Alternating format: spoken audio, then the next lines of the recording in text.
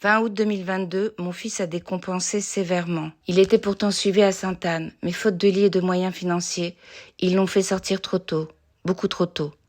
Il était dans un tel état de panique qu'il a pris peur devant le psychiatre masqué dont il ne voyait que les yeux, et il l'a mordu. Ils ont décidé de le contentionner, c'est-à-dire qu'ils l'ont attaché à un lit pendant 1 mois en nous interdisant les visites, à nous, les familles. Alors que je vivais un des moments les plus tragiques de mon existence d'aidante, j'ai rencontré Marie-Claude et Alain qui m'ont proposé de faire un film sur les aidants de l'envol dunkerquois, l'association où Marie-Claude est présidente. Lorsque une maladie, surtout une maladie grave, se déclare, c'est un choc. C'est peut-être presque un deuil au début. Au tout début, il y a une sorte de déni. On se dit, bon, tout va s'arranger, ça ira, c'est passager. Allez, c'est parti, inspire au ralenti, cacheton, maladie, oblige, rap franc, tireur d'élite, quand même, schizo, paro, au repos de chez Mamacita, Cassos raconte. 7 ans de ma vie, 7 ans de ma vie, ça 7 ans de ma vie, j'ai déjà perdu la boule, j'ai dû la remuscler, la trouver, la chercher. Son schizo, master, licence, plastique, les deux ça fait diplôme schizo, puissance affectivement. Qu'est-ce que ça vous a apporté, la maladie de Pascal, finalement ?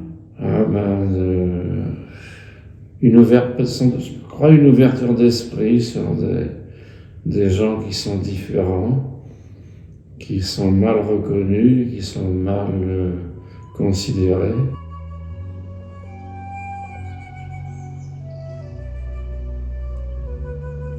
Je suis la mère de 3 fils.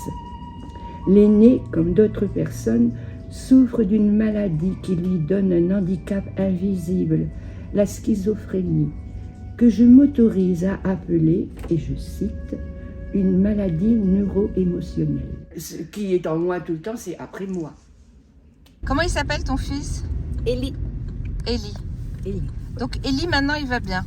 Ça va beaucoup mieux. Beaucoup mieux. Tu es quand même rassurée, alors ? Oui, là, pour moi aussi, ça va un peu mieux. Parce que tu sais, quand je vois que ça va mieux pour lui, pour moi, ça va aussi. Ah oui. Ah ben oui. Hein. Et quand on est maman, qu'on a un enfant malade, on a mal au ventre. Hein. Alors, mon statut de proche aidant, c'est vrai qu'on l'a toujours accompagné. Quand j'entends un groupe de paroles des mamans qui disent « c'est fini, je m'occupe plus de ma fille, elle peut aller à la rue et tout », nous, on n'y a jamais pensé une seconde à le laisser errer, galérer. Et, bon. C'est vrai qu'on a des enfants, c'est juste que notre mort. Hein. Que ça soit des malades ou pas malades, ils ont toujours besoin de nous. Hein. J'ai une anecdote, tu vas comprendre, c'est quasiment de la schizophrénie. Parfois, les Français sont aussi un peu schizophréniques dans leurs demandes et il faut aussi parfois le dire. Mes rêves, ça serait que le mot schizophrénie ne soit plus utilisé à tort et à travers. Mes rêves, ça serait que la psychiatrie ne soit plus le parent pauvre de la médecine.